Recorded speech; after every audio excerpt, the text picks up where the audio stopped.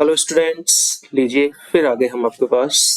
देखिए आज हम करेंगे ये 2022 का है अंग्रेजी नया पाठ्यक्रम। ये ईएफ सीरीज का पेपर है। ये पेपर जो है मैंने एक वेबसाइट है, ये नीचे देखिएगा यहाँ पर upboardonline.com। बच्चों यहाँ आपको हर तरह के पेपर मिल जाएंगे। देखो एक बात बता दूं, मैं प्रमोट नहीं कर रहा किसी वेबसाइट को, मैं जानता भी नहीं हूँ ये वेबसाइट कौन है कहाँ है, लेकिन चूंकि मैंने ये पेपर वहां से उठाया है इसलिए मैं बोल रहा हूँ कि इस वेबसाइट पर आपको पिछले साल के हाई स्कूल के भी और इंटर के भी पेपर मिल जाएंगे, हर सब्जेक्ट के मिल जाएंगे। मेरी तरफ से स्पेशल थैंक्स है upboardonline.com को। चलिए काफी आसान काम कर दिया इन्होंने मेरा थोड़ा। चलिए आज इस पेपर को हम सॉल्व करेंगे और देखेंगे पेपर कैसा आया था पिछले साल, क्या क्या चीज आई थी, कैसे सॉल्व होगा। थोड़ा टाइम लगेगा लेकिन कोई बात नहीं, एक एक करके चेक कर लेंगे। और 2023 में भी कुछ ऐसा ही पेपर आएगा, इसी पैटर्न पर होगा, तो आप ध्यान रखिएगा कहाँ आपको क्या करना है। चलिए सबसे पहले तो इंस्ट्रक्शन दे रखे हैं यहाँ थोड़े से, और सेक्शन ए स्टार्ट होता है जो रीडिंग का है आपका।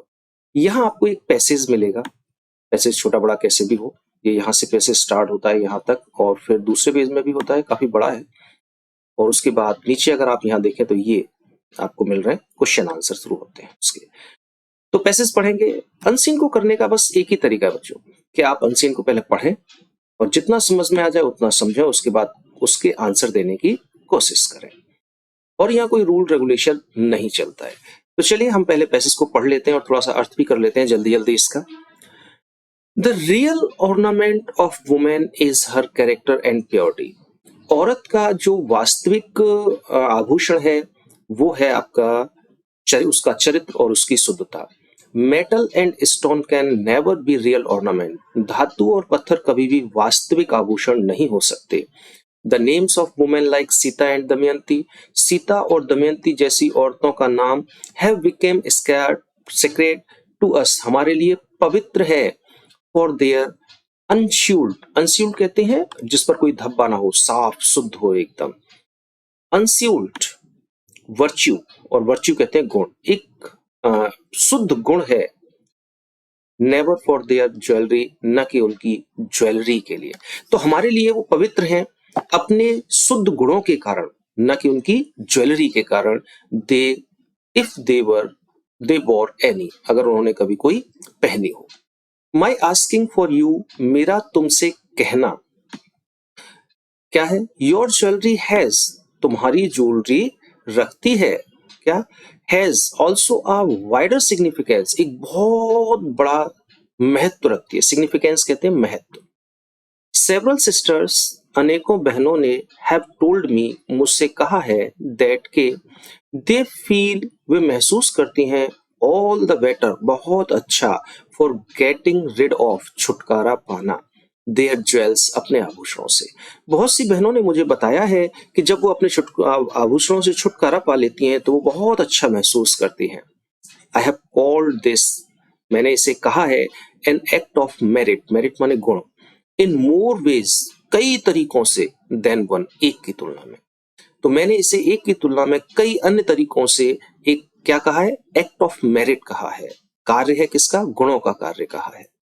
नो मैन, कोई भी व्यक्ति, और वुमेन, औरत, इज एंटाइटल्ड, योग्य है, टू द पोसेशन, धारण करने रखने के, ऑफ वेल्थ, धन, अनलेस, यदि नहीं, ही और सी हैज गिवन, उसने नहीं दिया है, अ फेयर शेयर, एक सही हिस्सा, शेयर मीन्स हिस्सा, ऑफ इट, इसका, टू द पुअर, गरीबों को, एंड द हेल्पलेस, असहायों को। तो ये कह रहे हैं कि कोई भी व्यक्ति, कोई भी स्त्री, वो अपने धन को रखने के योग्य नहीं है यदि उसने अपने धन में से एक सही हिस्सा गरीबों को और असहायों को नहीं बांटा है। It is a social and religious obligation, कहते कृपा, यह एक सामाजिक और रिलीजियस धार्मिक, ऑब्लिगेशन का मतलब कृपा और कर्तव्य दोनों होते हैं, या कर्तव्य के लिए आया है, कर्तव्य है। तो यह एक सामाजिक और धार्मिक कर्तव्य है। एंड हैज बीन कॉल्ड, और कहा गया है, अ सेक्रीफाइस, बलिदान, बाय द भगवत गीता, भगवत गीता के द्वारा।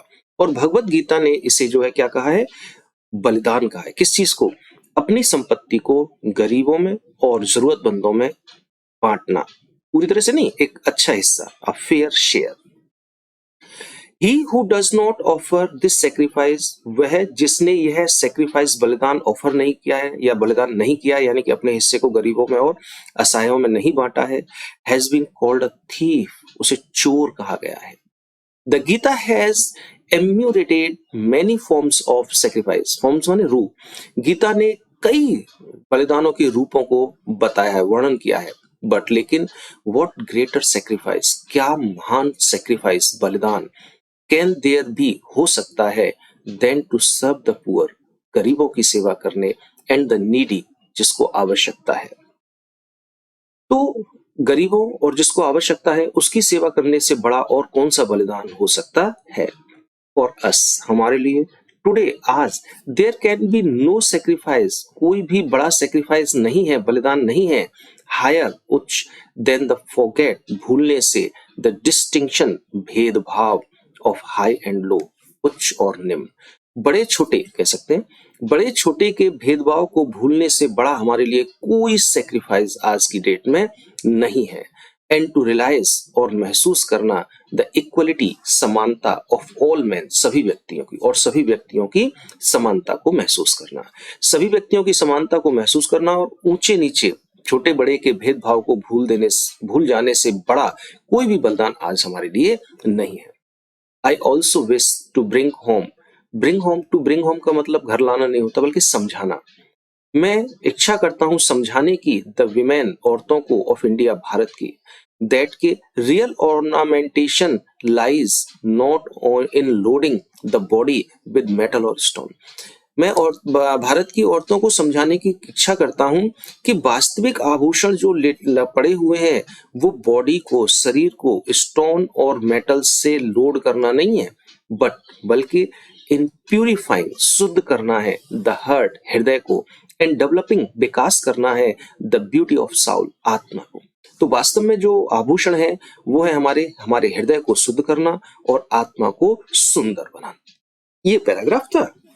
अब इसके क्वेश्चन करते हैं। तो पहला क्वेश्चन है, what is the real ornament of women, औरत का वास्तविक आभूषण क्या है। फर्स्ट लाइन में बता दिया गया है भाई। फर्स्ट लाइन इसी से स्टार्ट होती है, the real ornament of women is her character, her purity. Okay, चलिए आगे चलते हैं। दूसरा क्वेश्चन है, what thing has been called a sacrifice by the Bhagavad Gita, Bhagavad Gita के द्वारा किस चीज को बलिदान कहा गया है। और बताया था अपने हिस्से को, अपने कमाई का एक सही हिस्सा गरीबों में और जरूरतमंदों में बांटना कहा गया है सेक्रीफाइस, ऊपर बताया गया है। चलिए, what is considered to be the greater sacrifice, greater sacrifice किसे कहा गया है। तो इधर आया था ये ऊपर की लाइन में कि इससे बड़ा महान सेक्रीफाइस क्या हो सकता है कि गरीबों की सेवा की जाए, जिनको आवश्यकता है उनकी सेवा की जाए, यानी कि गरीबों और आवश्यकता वाले व्यक्तियों की सेवा करने से बड़ा कोई सेक्रीफाइस नहीं हो सकता है। आगे देखते हैं। ग्रेटर सेक्रीफाइस यहां से आ गया। Where does the real ornament lies, जो वास्तविक आभूषण है वो कहाँ है, बिल्कुल लास्ट की लाइन में बताया गया था आपको, यहाँ पे देखिएगा। वो ये कह रहे हैं, the real ornament lies not in loading the body with metal and stone but in purifying heart. तो वास्तव में जो शब्द आभूषण है वो है हृदय को पवित्र करना और अपनी आत्मा की सुंदरता का विकास करना, आत्मा की सुंदरता को बढ़ाना, अपने कर्म अच्छे करना। चलिए ई देखते हैं। यहाँ इसमें कुछ क्वेश्चन आएंगे, वोकेबुलरी से संबंधित आएंगे, जरा ध्यान से पढ़ के करना इसको। विच word in the passage mean spotless, spotless, less का कहीं भी अर्थ हो जाए, किसी भी वर्ड के पीछे अगर लेस लग जाए तो उसका उल्टा अर्थ करता है। स्पॉट माने धब्बा और लेस लग गया तो धब्बा रहित। तो ये तो मैंने ऊपर ही स्टार्टिंग में कर दिया था यार, ये रहा। अनस्यूल्ड कहते हैं स्पॉटलेस, जिस पर कोई धब्बा न हो। ठीक है, चलिए दूसरा कह रहा है, which word in the passage is opposite of insignificance, अमहत्वहीन। तो इन हटा दीजिए इसमें से, और पैसेज में ऊपर आया है सिग्निफिकेंस, आया है यहाँ पर अगर आप देखेंगे। ये रहा तीसरी लाइन में, सिग्निफिकेंस, महत्व। ओके, तो उसका उल्टा हो गया महत्व। तीसरा कह रहा है, what does the phrase getting rid of, कहते हैं छुटकारा पाना, मीनिंग इन द पैसेज। तो इस पैसेज में जो गेटिंग रिड ऑफ छुटकारा पाना है, उसका क्या मतलब है आया है इसमें, यहाँ पे ऊपर आया है गेटिंग रिड ऑफ, छुटकारा पाना। कई सारी बहनों ने बताया है ये गेटिंग रिड ऑफ, तो इसका मतलब होता है छुटकारा पाना, मूव अवे, हटा देना, दूर कर देना अपने आप से। चलिए आगे देखते हैं। ये सेक्शन ए आपका यहाँ फिनिश हो जाता है पहले क्वेश्चन में। फिर सेक्शन बी स्टार्ट होता है। आर्टिकल लिखना है आपको। आर्टिकल का मतलब ऐसे, ठीक है, 3 ऑप्शन दिए गए हैं और 3 में से कोई एक करना है आपको, जिसकी वर्ड लिमिट होगी 100 से लेके 150, और 100 से लेके 150 कोई ज्यादा नहीं है। आप मान लीजिए 12 से 15 लाइन करीब हो जाएंगी, तो आपके 150 के लमसम वर्ड हो जाएंगे। काउंट करने की जरूरत नहीं है, करीबन 10-12 लाइन लिख दीजिए, मोस्टली मैं सोचता हूँ कंप्लीट हो जाएंगे उसमें। तो सेक्शन बी में सेकंड क्वेश्चन हो गया। थर्ड क्वेश्चन, सेकंड तो हो गया ऐसे का, आर्टिकल के नाम से आएगा। थर्ड है letter to CMO of your district requesting him to initiate a vaccination programme in your place. तो आपको CMO को लिखना है कि हमारे गांव में एक वैक्सीनेशन का प्रोग्राम चालू कर दे फटाफट। तो लेटर तो आप अपने आप देखिएगा, मैं क्या बताऊं इसमें आपको। या write a letter to your principal requesting him to organizing a district level debate on religion and politics in your college। तो वो चाहते हैं कि प्रिंसिपल को एक आप लेटर लिख दें कि एक डिबेट, एक वाद विवाद प्रतियोगिता कराई जाए और उसका टॉपिक होगा रिलीजन एंड पॉलिटिक्स।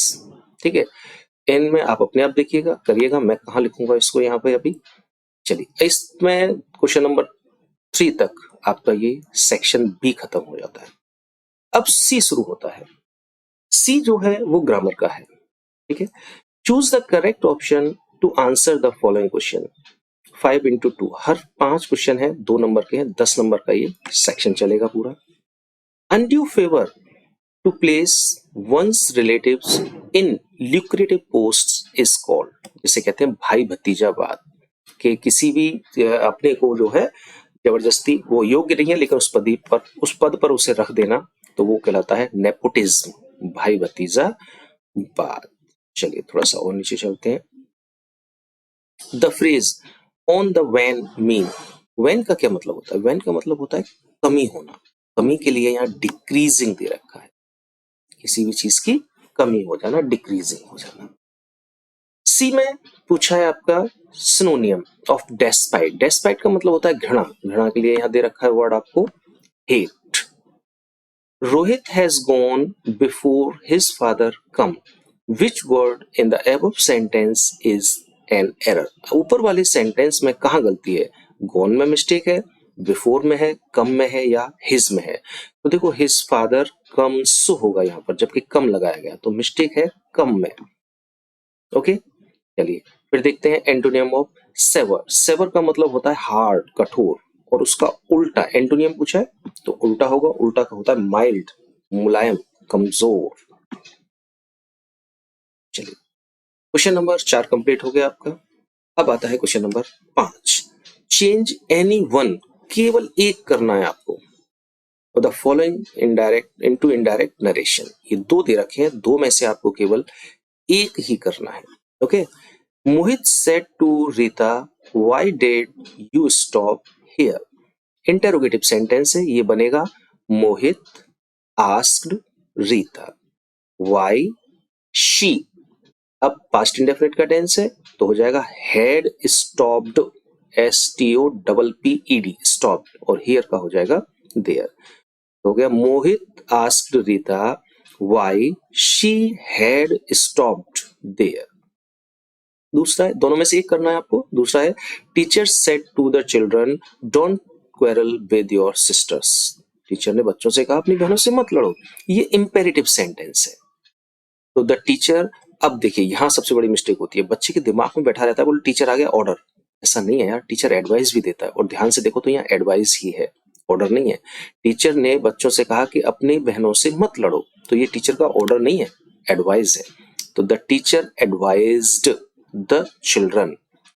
फिर डू नॉट से है तो डू हट जाएगा, नॉट आएगा, और नॉट आएगा कॉमा इन्वर्टेड कॉमर्स हटा के जो टू लगाएंगे उससे पहले, टू से पहले। तो children not to quarrel with, अब योर चिल्ड्रन के अकॉर्डिंग चेंज होगा their sisters. Combined any one, केवल एक करना है आपको, दो दे रखे हैं यहाँ पर, थोड़ा सा नीचे आते हैं,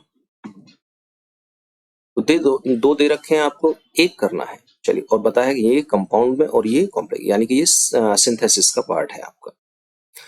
the thief was punished, the thief was fined. Compound बनाना है, कंपाउंड तो दो तीन तरह से बन सकता है ये। एक तो ऐसे बन सकता है, the thief was punished and fined, या the thief was not only punished but also fined. ठीक है, या ऐसे बना लो, the thief was both punished and fined. ये ज्यादा अच्छा नहीं है सेंटेंस, लेकिन आप not only but also say बना सकते हैं, एंड से बना सकते हैं, अच्छा बनेगा।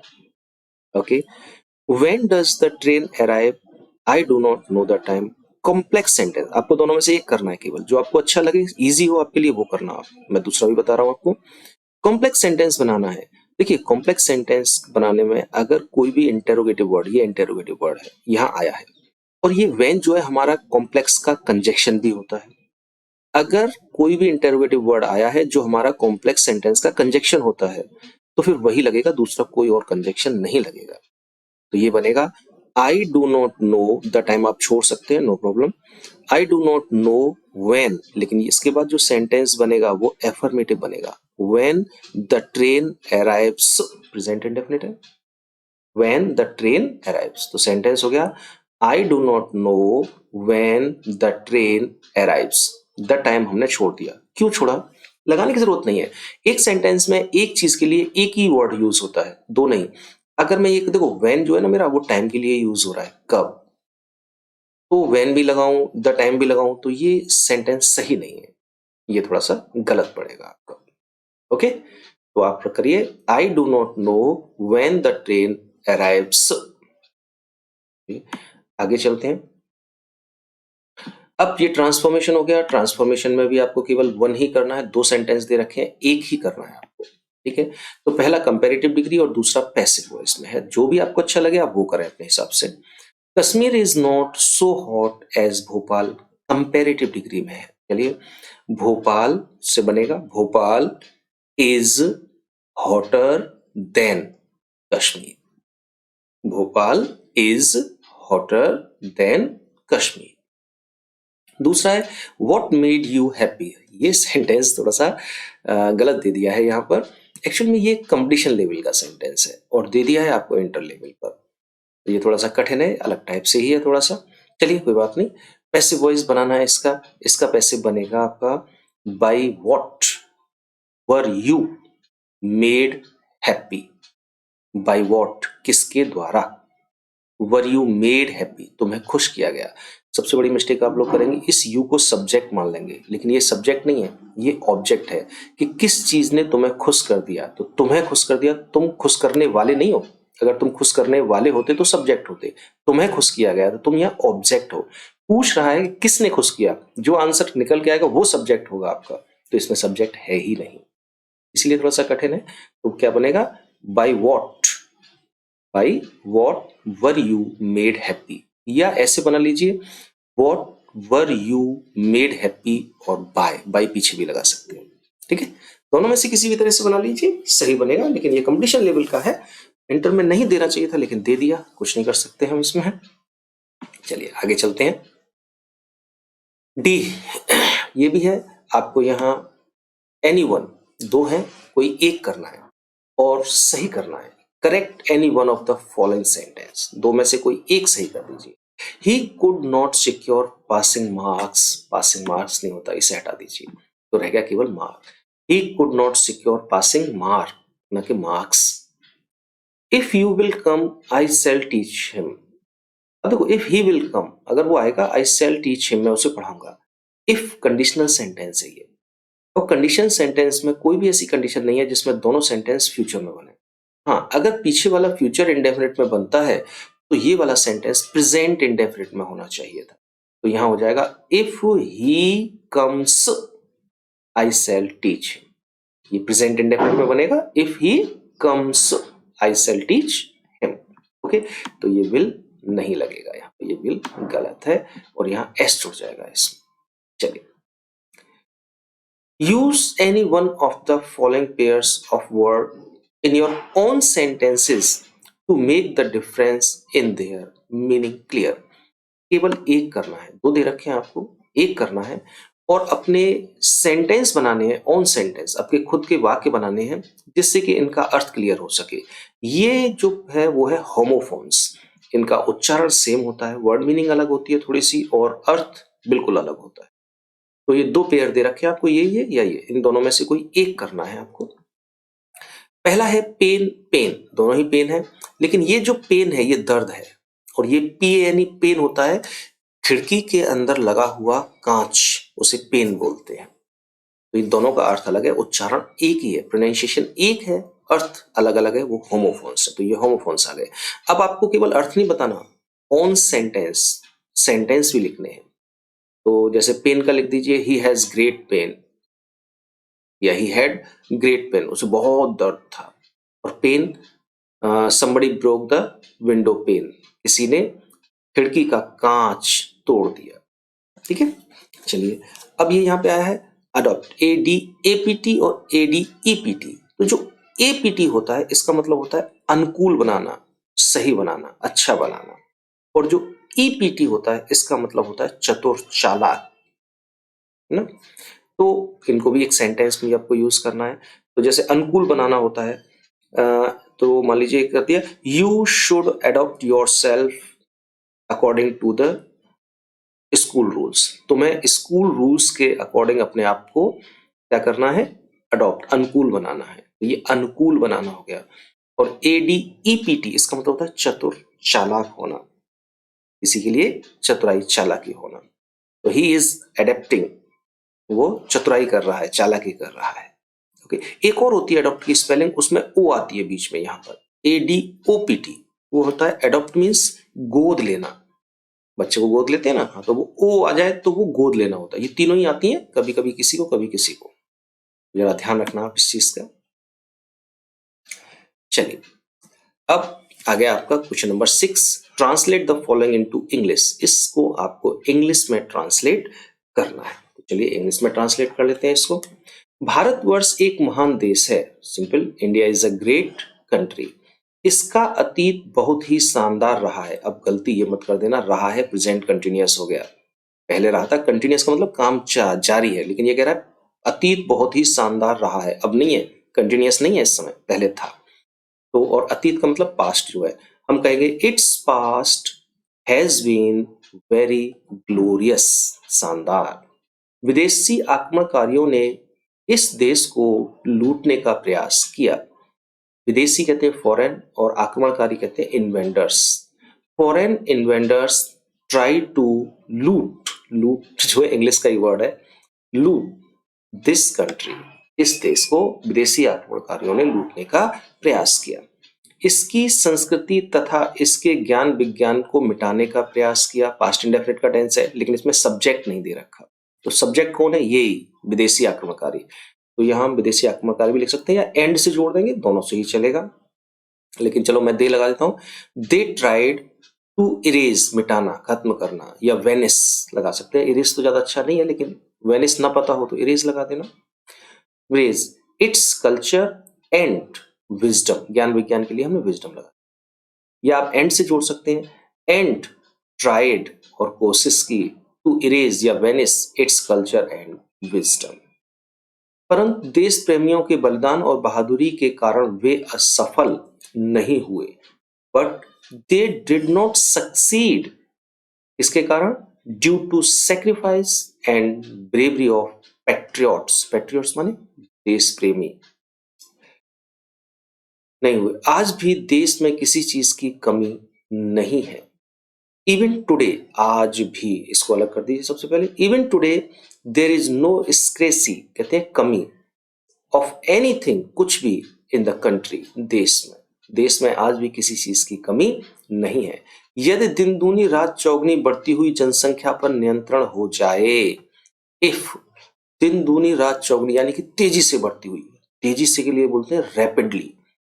If rapidly increased population is controlled, passive voice बनेगा, अपने आप कंट्रोल नहीं होगी, किसी के द्वारा कंट्रोल होगी, और किसी के द्वारा काम होता है तो पैसिव वॉइस आएगा। तो क्या होगा, तो का इंग्लिश में कोई अर्थ नहीं लगता, कॉमा लगा देते हैं, मोस्टली कभी कभी देन भी लगाते हैं, लेकिन कॉमा लगाइए आप, कुछ मत लगाइए। देश पुनः समृद्ध हो जाएगा, कंट्री विल बी प्रॉस्पेरियस, समृद्ध अगेन, दोबारा से, पुनः। तो इस तरह से आप स्टोरी बनाएंगे।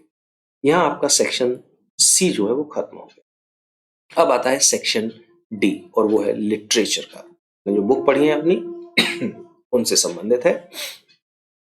लिटरेचर क्वेश्चन नंबर 7 है, answer the following question in about 40 words each.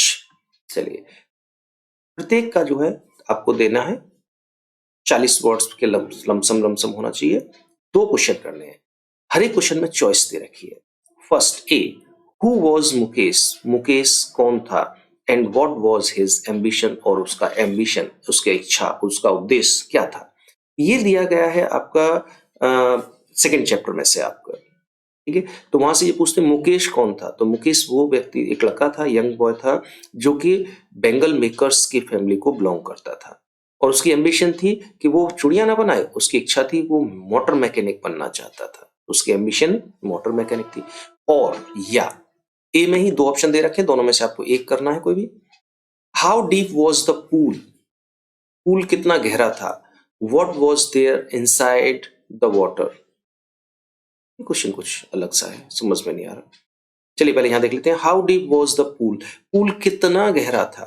तो जो पूल था वो जहां पे कम गहरा था वो करीब 2-3 फीट की ऊंचाई, वो गहराई थी, और जो ज्यादा गहरा था वो करीब 9 फीट की गहराई थी उसमें। चलो ये तो यहाँ हो गया। ये क्वेश्चन समझ में नहीं आया, ये क्या कह रहा है, what was there inside the water, पानी के अंदर क्या था। पानी के अंदर तो कुछ भी ऐसा कुछ पूरे चैप्टर में बताया नहीं गया कि उस पानी के अंदर क्या था। हाँ, ये क्वेश्चन शायद मुझे लगता है गलत हो गया, ये पूछा पानी के अंदर राइटर ने कैसे फील किया, तो वो हो सकता था, या उसको पानी के अंदर उसे कैसा लगा, तो ये हो सकता था कि पानी के अंदर वो डरा हुआ था, ये क्वेश्चन हो सकता था। ये क्वेश्चन थोड़ा सा समझ में नहीं आ रहा है, बाहर है समझ से। चलो उस दोनों में से एक करना है आपको। फिर बी में 2 पर पोर्शन दे रखे हैं, दोनों में से एक करना है। What did Hemal say about French language, Hemal ने फ्रेंच लैंग्वेज के बारे में क्या कहा। तो जो लास्ट में उन्होंने फ्रेंच लैंग्वेज के बारे में कहा था, फ्रेंच लैंग्वेज जो है वो दुनिया की सबसे अच्छी लैंग्वेज है, सबसे तर्क संगत लैंग्वेज है, सबसे बढ़िया लैंग्वेज है वगैरह, उन्होंने फ्रेंच लैंग्वेज की काफी बढ़ाई की थी, तो वो लिखना है आपको। या पूछा है, who was the red trap seller, चूहे बेचने वाला कौन था। चूहे बेचने वाला एक होमलेस वैगाबॉन्ड था, होमलेस घरहीन, उसके पास घर नहीं था, और वैगाबॉन्ड कहते हैं आवारा। How did he make them, वो उन्हें कैसे बनाता था। तो ये देम जो आया है वो रेड ट्रैप्स के लिए आया है, चूहेदानी कैसे बनाता था। तो वो चूहेदानी बनाने के लिए चोरी कर लेता था कभी तार पार छोटे मोटे, या किसी से मांग लिया करता था कि ये चीज मुझे दे दो, तो उनसे वो चूहेदानी बनाया करता। Question number 8, answer any one of the following in about 80 words. 80 word के लमसम में आपको जो है आंसर देनी है। ये लॉन्ग क्वेश्चन है। आप why did Rajkumar Shukla invite Gandhi ji to Champaran, Rajkumar Shukla ने गांधी जी को चंपारण में आने का निमंत्रण क्यों दिया। How did Gandhi solve the problem of farmers, तो गांधी जी ने फार्मर्स की परेशानियों को कैसे सॉल्व किया। तो 2 क्वेश्चन एक ही में कर दिए हैं, 80 वर्ड्स में लिखना है आपको, और केवल एक करना है, एनी वन, इन दोनों में, ए और बी में। ये लॉन्ग क्वेश्चन है आपके, तो आप पूरा लिखेंगे कि गांधी जी को क्यों बुलाया, क्योंकि जो शेयर क्रॉपर्स थे, बटाई पर काम करने वाले किसान, शेयर क्रॉपर्स जो थे, उनकी स्थिति बहुत खराब थी, उन्हें लूटा जा रहा था, उनका शोषण किया जा रहा था, तो इस वजह से उसने बुलाया। वो डिटेल करके आपको लिखना है। और गांधी जी ने क्या किया, गांधी जी ने इंफॉर्मेशन इकट्ठी करी, उनके लिए केस लड़ा, उनके लिए अधिकारियों से मिली, वो पूरा डिटेल करके खूब लिखना है। या फिर how is Mukesh different from the other bangles maker of Firozabad, Mukesh जो है फिरोजाबाद के अन्य बेंगल मेकर्स से अलग क्यों है। क्योंकि नॉर्मली फिरोजाबाद में बेंगल्स मेकर्स थे, उनके परिवार में एक ही काम चलता था, चूड़ियां बनाने का, और वो पीढ़ी दर पीढ़ी चूड़ियां बनाते रहते थे, है ना। लेकिन मुकेश ने सोचा नहीं, मैं चूड़ियां नहीं बनाऊंगा, बना तो रहा था उस समय, लेकिन वो उसकी एम्बिशन थी, उसका इच्छा था, उसका लक्ष्य था मोटर मैकेनिक बनने का, तो वो मोटर मैकेनिक बनना चाहता था। आगे देखते हैं। Question number 9, read the following extract carefully and answer the question that follows. ये पोइट्री आ गई आपको। 3 क्वेश्चन होंगे, 2 नंबर का एक होगा, 6 नंबर की पोइट्री है आपकी टोटल यहाँ पे अभी। फार फार फ्रॉम गस्टी वेव्स, दूर दूर उस ताकतवर वेव्स लहरों से, दीज चिल्ड्रन फेसेस, इन बच्चों के चेहरे। किन बच्चों के चेहरे? जो बच्चे स्लम में रहते हैं, जो झोपड़पट्टी में रहने वालों के बच्चे जो है इन ताकतवर लहरों से बहुत दूर हैं। अर्थात बच्चों के चेहरे पर कोई भी खुशी नहीं है, कोई उत्साह नहीं है, कोई जोश नहीं है, जैसे कि लहरों पर होता है। लाइक रूटलेस वीड्स, और ये बच्चे कैसे हैं? रूटलेस, जड़हीन वनस्पतियां हैं, यानी कि अनवांटेड है और इनका कोई एक डायरेक्शन नहीं है, इनका कोई लक्ष्य निर्धारित नहीं है। आप चाहें तो पोइट्री मैंने वीडियो में इसमें डाल रखी है, आप पढ़ लीजिएगा तो वहां अच्छे से क्लियर होगा। मैं यहाँ थोड़ा सा हल्का हल्का कर रहा हूँ। The hair was torn around their pallor, pallor कहते हैं पीला पड़ा हुआ चेहरा, और उनके जो बाल हैं वो उनके पीले पड़े हुए चेहरे पर पड़े हुए हैं, पीले चेहरे पर उनके बाल बिखरे हुए हैं। टॉल गर्ल, लंबी सी लड़की है, with her weighted down head, उसका सर जो है झुका हुआ है। Paper seeming boy, paper seeming मतलब कागज सा दिखने वाला बहुत दुबला पतला लड़का है, विद रेड आईज, और उसकी चूहे जैसी आंखें हैं। स्टंट अनलकी हेयर, कुपोषित है। अनलकी हेयर है, हेयर मीन्स उत्तराधिकारी, इस हेयर में और इस हेयर में अंतर है, HAIR, हेयर मीन्स उत्तराधिकारी। और दुर्भाग्यशाली उत्तराधिकारी और ट्विस्टेड बोन, टेढ़ी मेढ़ी हड्डियों का, उसे अपने पिता से रोग मिला है टेढ़ी हड्डियों का। रिसाइटिंग फादर्स नॉल्ड डिसीजेस, जो अपने पिता की टेढ़ी मेढ़ी हड्डियों के रोग को रिसाइट कर रहा है, उसे अपना रहा है, यानी कि उस पीढ़ी दर पीढ़ी चल रहा है। His lesson from his desk, अपना पाठ पढ़ रहा है अपनी डेस्क पर बैठा हुआ। तो इस तरह से एक आपको एक पैसेज मिलेगा और उसके नीचे मिलेंगे आपको क्वेश्चन।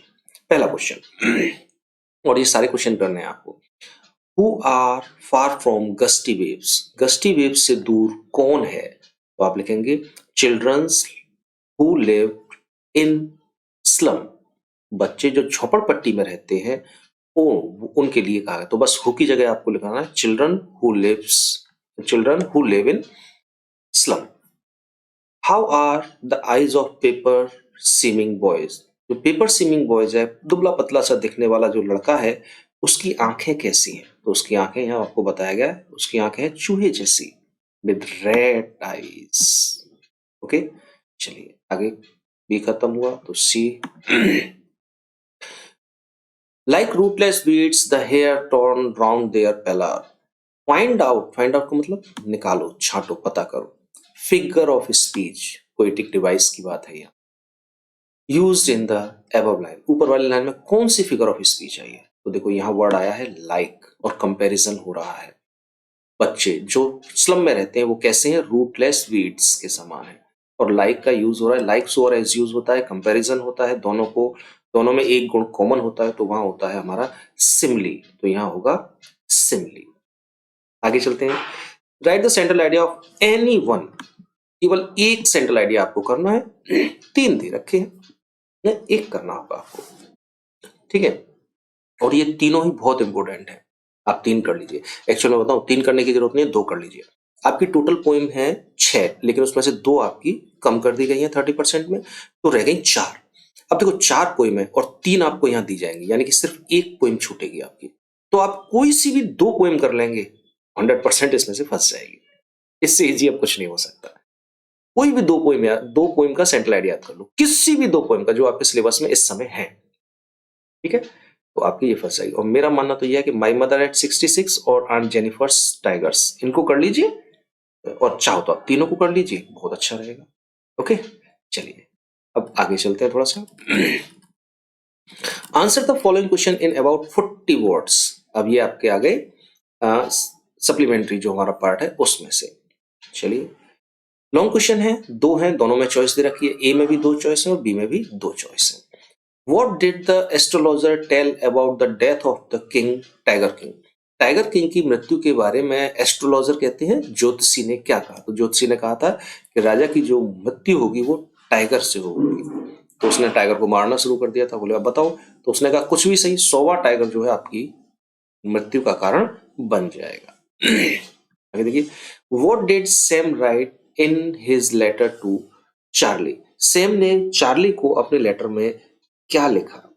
तो सैम ने लिखा था कि वो जो है थर्ड लेवल पे रहता है। तभी तो उसने थर्ड लेवल की खोज शुरू कर दी थी और एक बार वो पहुंच भी गया था वहां पर उसके अकॉर्डिंग। बी, दोनों में से एक करने हैं, दो दे रखे हैं और करके। Who was जॉफ green. जॉफ ग्रीन कौन था? तो जॉफ ग्रीन जो था वो कनाडा का रहने वाला था, वो एक एक्सप्लोरर था। एक्सप्लोरर मतलब जो खोज करता होते हैं, खोज करते हैं, वो कैनेडियन एक्सप्लोरर था।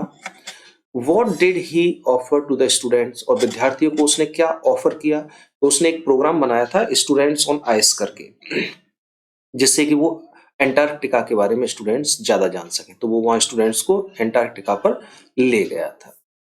या हु वॉज क्लेयर। क्लेयर कौन थी? Why was Jack worried about her, और जैक उसके बारे में क्यों वरी था? तो ये क्लेयर जो है जैक की वाइफ थी। और क्यों जैक उसके लिए वरीड था? क्योंकि जो उसकी वाइफ थी क्लेयर, वो प्रेग्नेंट थी। यहाँ आता है any one, answer any one of the following question in about 80 words, यानी कि लॉन्ग क्वेश्चन आ गया सप्लीमेंट्री का। दो हैं, दो में से आपको केवल एक ही करना है। तो पहला है हु वाज डॉक्टर शदाव। डॉक्टर शदाव कौन था? हाउ डिड ही मीट हैना, वह हैना से कैसे मिला? एंड मैरिड टू हर, उससे कैसे शादी हुई? ये द एनिमी करके जो है आपकी स्टोरी, उसमें से लिया गया है। देखो लॉन्ग क्वेश्चन कुछ नहीं होते, किसी भी बात को बताने में थोड़ा सा आप उसे एक्सप्लोर कर देते हैं, थोड़ा सा उसे बढ़ा देते हैं। वो 80 वर्ड्स कोई ज्यादा नहीं है। आपके एक लाइन में कम से कम 8 से 10 वर्ड आएंगे, तो 80 वर्ड कितने? 10 लाइन में 80 वर्ड हो गया। 10 लाइन लिखनी है आपको केवल, और 80 वर्ड है। अबाउट 80 वर्ड लिखा हुआ है, एग्जैक्ट 80 नहीं, अबाउट। ये दिख रहा है अबाउट। तो लगभग 80 वर्ड होने चाहिए। 70 होंगे तब भी चलेंगे, नो प्रॉब्लम, कोई गिनने नहीं बैठा वहां पर। लेकिन ये मत कि 10 लाइन के तुमने फिर केवल 10-20 वर्ड का ही लिख दिया, बोले कोई गिनने नहीं बैठा, ये गलत है। दिख जाता है कि कितने वर्ड का है। या आप इसे कर दीजिए, what type of garden does mister Lamb have on the face of it, में से है ये कि मिस्टर लैम का गार्डन किस प्रकार का था? Why does he like it, और वो उसे पसंद क्यों करता था? तो इन दोनों में से आप जो है कोई भी एक क्वेश्चन कर सकते हैं। इस तरह से ये आपका फिनिश होगा। ध्यान से कीजिएगा, पेपर ज्यादा कठिन नहीं होते, बस एक समझने की जरूरत होती है और स्ट्रेटेजी अच्छी होनी चाहिए। इसमें आपके 4 सेक्शन है, ए बी सी डी। चारों सेक्शन में एक बात ध्यान रखिएगा, जरूरी नहीं कि आप ए से ही स्टार्ट करें। मैं आपको सजेस्ट करूंगा ए और बी तो आप बिल्कुल लास्ट में करें। अगर आपकी ग्रामर अच्छी है तो ग्रामर वाला सेक्शन पहले पकड़ें, और लिटरेचर अच्छा है तो पहले लिटरेचर वाला पकड़ें। आप बाउंड नहीं है कि सब स्टार्टिंग से ही करना है आपको। पहले आप लिटरेचर अच्छा है तो लिटरेचर कर लें, ग्रामर अच्छे है तो ग्रामर कर लें। उसके बाद फिर करें आप राइटिंग का जो सेक्शन है उसको कर लें, ए और बी। ए और बी में से मतलब जो आपको कमजोर लगे, जिसमें आपको लगे यहाँ मिस्टेक हो सकती है, उस सेक्शन को आप सबसे बाद में करें। ठीक है, चलिए चलते हैं। Best of luck.